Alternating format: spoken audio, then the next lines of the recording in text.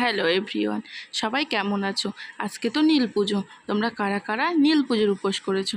না না, আমি করিনি, করেছিল আমার মা। মার সাথে চলে গেছিলাম নীল পুজো দিতে। আমি পুজো দিইনি, দিয়েছিল আমার মা। মা দেখো চড়ক গাছে মালা পরাচ্ছে। কালকে রাতে হবে আমাদের এখানে চড়ক। তোমাদের ওখানে কবে চড়ক হয় সেটা জানি, অনেকের ওখানে পয়লা বৈশাখের দিনও চড়ক হয়। আমাদের এখানে কিন্তু মাসের লাস্টের দিনই চড়ক হয়, বাংলা মাসের। আর মা এই যে চড়ক গাছে দুধ ঢেলে নিচ্ছিল। কালকে আসবো আমি নাচ দেখতে, সকালে যে হাজরা নাচ হয়, তোমাদের ওখানে কি বলে আমি জানি না। তো কারা কারা নাচ দেখতে ভালোবাসো, এই সন্ন্যাসীদের নাচ, কমেন্টে অবশ্যই জানিও। আর মার তো চড়ক গাছে পুজো দেওয়া হয়ে গেছে, মোমবাতি, ধূপকাঠি, সিঁদুর, তেল, দুধ সব কিছু দিয়ে দিয়েছে।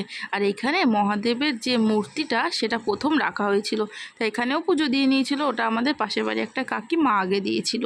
আর এই যে আমাদের মহাদেবকে ওখানে রাখা হয়েছে। আর আমাদের যে প্রতিষ্ঠিত মহাদেব, মানে ওই মহাদেবকে এখানে রাখা হয়। সেই মন্দিরে মাও একটু চলে আসলো যে সব জায়গায় পুজো দিলে ওখানেও দিতে হবে। আর আমি বাইরে দাঁড়িয়েছিলাম, ওই যে বললাম আমি যে উপোস করিনি, তার জন্য মা গেছিল আর আমি পেছনে দাঁড়িয়েছিলাম। মা পুজো দিতে যাচ্ছিল, এত পিছলে হয়ে গেছিলো জায়গাটা, মানে সবাই ওখানে জল ঢেলেছিল তো, তার জন্য দুধ জলে পিছলে হয়ে গেছিলো। আর এদিকে সবাই ফল কাটছে। আর দেখো কি অপূর্ব চেহারা না, মহাদেব দেখলেই যেন মন ভরে যায়। আমাদের হর হর মহাদেব। দেখো সন্ন্যাসীরা এখানে সবাই বসে আছে, ওগুলো আমাদের পাড়ারই ভাই।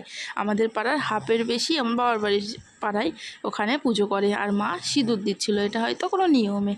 আমি দেখেছি, ছোটোর থেকে দেখেছি যে ওখানে যারা যায় সবাই সবাইকে সিঁদুর পরিয়ে দেয়।